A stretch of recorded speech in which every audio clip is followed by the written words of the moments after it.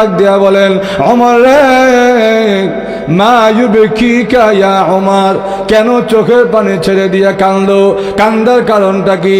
হযরত ওমর রাদিয়াল্লাহু আনহু আল্লাহর নবীকে ডাক দিয়া বলেন, আগে নবীজি, লিমা লা আবকি ইয়া রাসূলুল্লাহ, আমি কেন কাঁদব না গো বিশ্ব নবী? আপনি না রাহমাতুল লিল আলামিন, আপনি না শাফিউল মুজনিবিন, আপনি না সাহিবুল কাউসারি ওয়াল কাউনাইন, আপনার এত মর্যাদা, এত শান, মহান আল্লাহ আপনার সম্পর্কে বলেছেন, ওয়া রাফা'না লাকা যিকরাক। আগে নবীজি, আমি স্বয়ং মহান আল্লাহ আপনি বিশ্ব নবীর শান মান বাড়ায়া দিয়েছি। সুবহানাল্লাহ। শান মান বাড়াইছে কে? আরো জোরে বলেন। আল্লাহ যদি বাড়ায় কেমন বাড়বে? একটু জোরে বল না, কেমন বাড়বে? তাফসীরের রুহুল মাআনির মধ্যে বলে কেমন বাড়বে, আমি বলি। এর ব্যাখ্যায় বলে, ইযা যুকিরতু যুকিরতা মাই, যেখানে আল্লাহ রাব্বুল আলামিনের নাম উচ্চারিত হয় সেখানে দেখবেন আমাদের বিশ্ব নবীর নাম উচ্চারিত হয়। জোরে বলেন, ঠিক না? মুয়াজ্জিন যখন আযান দেয়, আশহাদু আল্লা ইলাহা ইল্লাল্লাহ, আল্লাহর কথা বলে, এরপরে গিয়া দেখবেন মুয়াজ্জিন বলে, আশহাদু আন্না মুহাম্মাদুর রাসূলুল্লাহ, আল্লাহর নাম আছে, নবীজির নামও আছে না নাই? কালিমা তয়্যিবা আমরা পড়ি, লা ইলাহা ইল্লাল্লাহু মুহাম্মাদুর রাসূলুল্লাহ, আমার আল্লাহর নাম আছে, শেষে গিয়া মুহাম্মাদুর রাসূলুল্লাহ, নবীজির নামও আছে। মুসল্লি যখন নামাজ পড়ে প্রথম বৈঠকে গিয়া বলে, আত্তাহিয়াতু লিল্লাহি ওয়াস সালাওয়াতু ওয়াত তাইয়্যিবাত, আল্লাহর নাম আছে। এরপরে গিয়া বলে, আসসালামু আলাইকা আইয়ুহান নবী, নবীজির নামও আছে না নাই? আরো জোরে বলেন।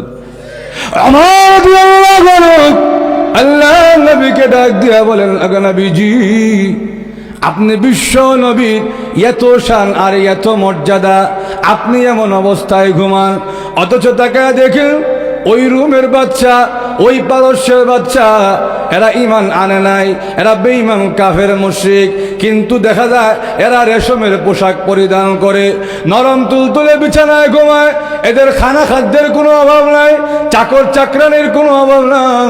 কিন্তু আপনি বিশ্ব নবীর এত শান হওয়ার পরেও আপনার এই অবস্থা, আমি কেন কানব না?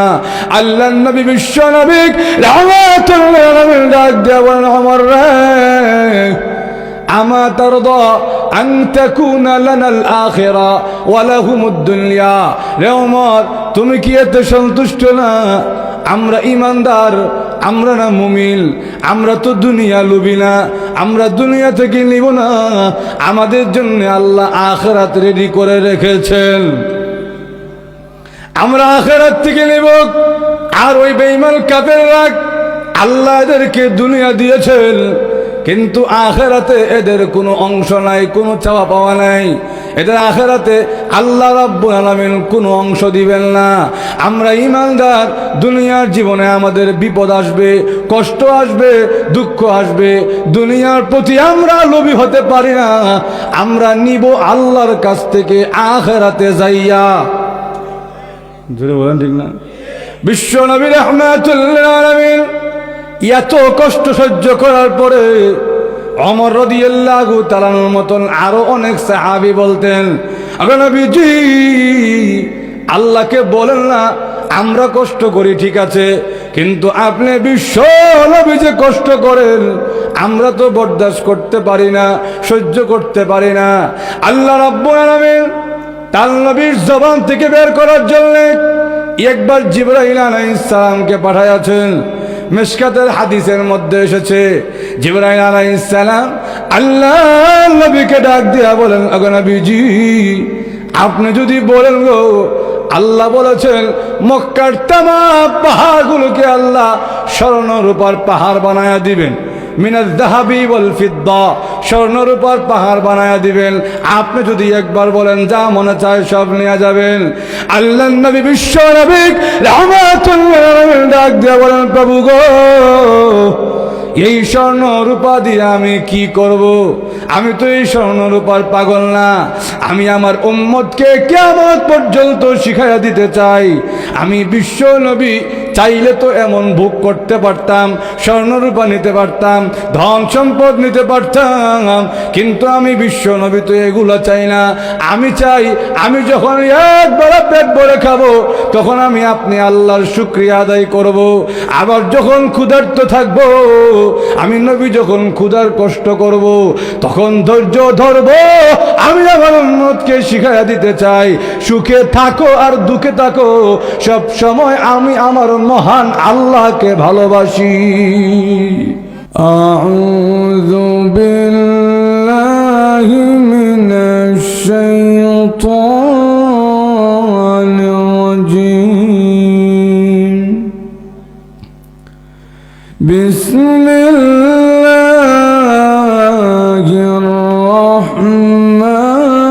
রাহমানির রাহিম। ইয়া আইয়ুহাল্লাযীনা আমানু ইসতাঈনু বিস-সাবরি ওয়াস-সালাহ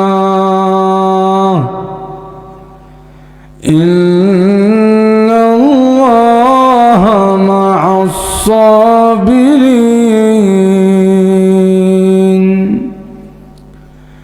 وقال رسول الله صلى الله عليه وسلم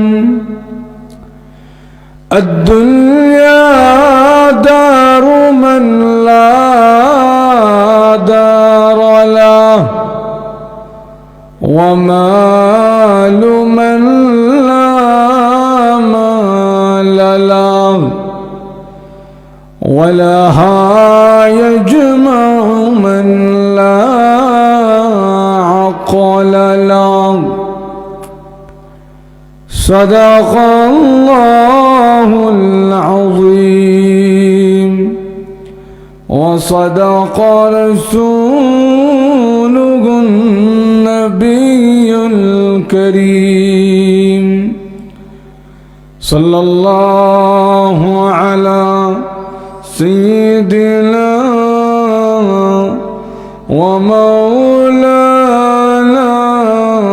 محمد وعلى آله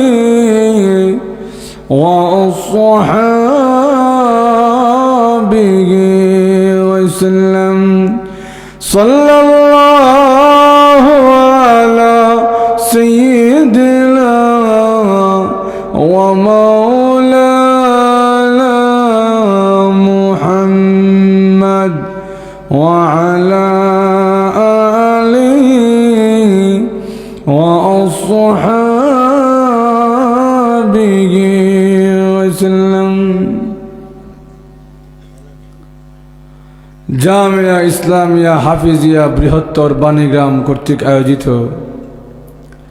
আজকের সপ্তম বার্ষিক ওয়াজ মাহফিলে অত্যন্ত শ্রদ্ধাভাজন সভাপতি, উপস্থিত মুআজ্জাজ মুকাররম ওয়াজিবুল ইহতিরাম উলামায়ে কেরাম, সুধী মণ্ডলী এবং সর্বস্তরের ধর্মপ্রাণ প্রাণপ্রিয় মুসলমান ভাইরা, পর্দার অন্তরালে অবস্থানরত অত্যন্ত শ্রদ্ধেয়া মা ও বোনেরা, সর্বপ্রথম সেই মহান আল্লাহ পাকের আলীশান দরবারে শুকরিয়া আদায় করছি, যিনি অত্যন্ত দয়া এবং মায়া করে দীর্ঘক্ষণ যাবৎ কোরআন এবং হাদিসের আলোচনা শোনার জন্যে করার জন্যে আজকের এই মোবারক মাহফিলে আমাদেরকে শরীক হওয়ার তৌফিক দান করেছেন।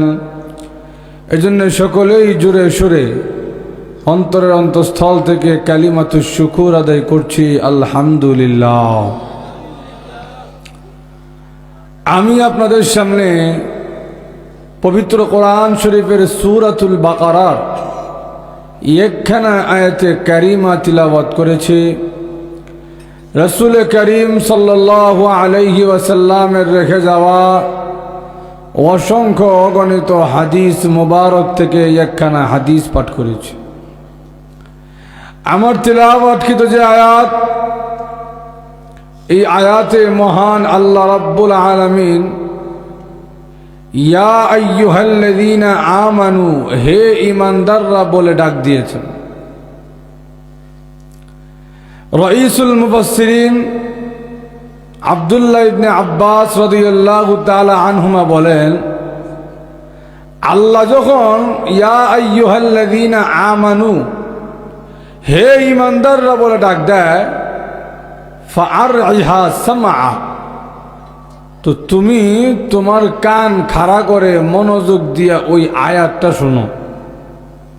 বলে এখানে আল্লাহ যখন ইয়া আইয়ুহাল্লাযীনা আমানু বলছেন, হে ঈমানদাররা, আল্লাহ তো চাইলে ইয়া আইয়ুহান নাস বলতে পারতেন। ইয়া আইয়ুহান নাসের অর্থ হচ্ছে হে লোক সকল, হে মানুষেরা। মানুষের মাঝে কি ঈমানদাররা নাই? আল্লাহ আমার মা বুঝেন তো, মানুষের মাঝে ঈমানদাররা নাই? ঈমানদারও মানুষ, কাফেররাও তো মানুষই। তো ইয়া আইয়ুহান নাস বললো তো হগলে শুনলে তো আল্লাহ ইয়া আইয়ুহান নাস না বলে বিশেষ করে ইয়া আইয়ুহাল্লাযীনা আমানু যে বলছেন, ঈমানদাররা হলো আল্লাহ রাব্বুল আলামিনের সবচাইতে স্পেশাল বান্দা। তো স্পেশাল বান্দাকে যখন আল্লাহ ডাক দিছেন, এতে বোঝা যায় ডাক দিয়া যে কথাটা বলবেন কথাটাও গুরুত্বপূর্ণ কথা। জোরে বলেন ঠিক না? এই জন্য পবিত্র কোরআনে যেখানেই আল্লাহ ইয়া আইয়ুহাল্লাযীনা আমানু বলছেন, আব্দুল্লাহ ইবনে আব্বাস রাদিয়াল্লাহু তাআলা আনহু বলেন, প্রত্যেকটা আয়াতেই ফাইম্মা খায়রুন তু'মারু বি আও শাররুন তুনহা আন, প্রত্যেকটা আয়াতেই মুসলমানদের জন্য কোনো না কোনো কল্যাণের আদেশ করা হয়েছে অথবা কোনো না কোনো অকল্যাণ থেকে নিষেধ করা হয়েছে। জোরে বলেন ঠিক না? মুফতি শফি রহমতুল্লাহ আলাই, আল্লাহ রাব্বুল আলামিন যত জায়গায় ইয়া আইয়ুহাল্লাযীনা আমানু বলছেন, হে ঈমানদাররা, এই সবগুলো আয়াতের আলাদা একটা তাফসিরের কিতাবও লিখে রয়েছে। গুরুত্বপূর্ণ যত বিধান আল্লাহ দিয়েছেন, প্রত্যেকটা বিধান, প্রত্যেকটা নসিহত দেখবেন আল্লাহ শুরু করছেন ইয়া আইয়ুহাল্লাযীনা আমানু বলে। লক্ষ্য করেন, আল্লাহ রাব্বুল আলামিন ইয়া আইয়ুহাল্লাযীনা আমানু বলার পরে এবার ডাক দিয়া বলেন ইস্তাঈনু। গুরুত্বপূর্ণ কথাটা কি? তোমরা সকলেই আমার কাছে সাহায্য চাও। ঈমানদার মুসলমানরা সাহায্য চায় একমাত্র কার কাছে? একটু আওয়াজ দেয়া বলেন।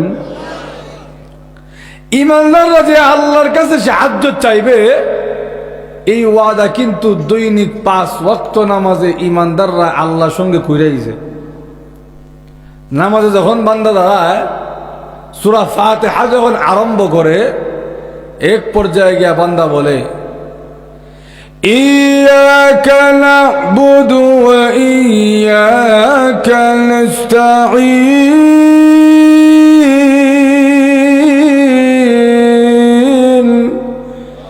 আল্লাহ, একমাত্র আপনারই ইবাদত করতেছি এবং করতে থাকবো, আপনার কাছেই সাহায্য চাইতেছি এবং চাইতে থাকব। এই ওয়াদা করছে কার সাথে? এবার আমরা তো ওয়াদা করলাম যে আল্লাহ সাহায্য আপনার কাছেই চাবো, কিন্তু সাহায্যটা কোন পদ্ধতিতে চাবো এটাও তো আমরা জানার দরকার আছে। যদি বলেন ঠিক না? যেমনে মন চায় এমনি সাহায্য চাইলে অনেক সময় সাহায্য চাওয়া হয় না, উল্টা বেয়াদবি হয়। যদি বলেন ঠিক না? আমাদের বিভিন্ন সরকারি দপ্তরে দেখবেন, কোনো আবেদন করতে গেলে দপ্তরের পক্ষ থেকে একটা ফরম্যাট দেয় আপনাকে, যান দরখাস্ত লেখে আনেন, এই কাগজে যেমনি যেমনি লেখা আছে এমনি খালি ফিল আপ করে নিয়ে আসেন। কোনো ব্যক্তি যদি দপ্তরের দেওয়া কাগজ অনুযায়ী তার দরখাস্ত তার ফর্ম ফিল আপ না করে, তাহলে দেখবেন সাদা কাগজে লিখা রয়ে গেছে, ওই বাইরে অভিযোগ বক্স আছে, এটা তাই কেন পরে দেখ মনে, ওই পরে দেখ মনে যে কইছে কিয়ামতের আগেও আর দেখতো না। বলেন ঠিক না? কিন্তু আপনি যদি তার দেওয়া ফরম্যাট অনুযায়ী, তার দেওয়া নিয়ম অনুযায়ী যদি আপনি আপনার ফর্ম ফিল আপ করে আসেন, আবেদনপত্র লেখা আনেন, তাহলে কিন্তু সে এটা দেখতে এবং মঞ্জুর করতে বাধ্য।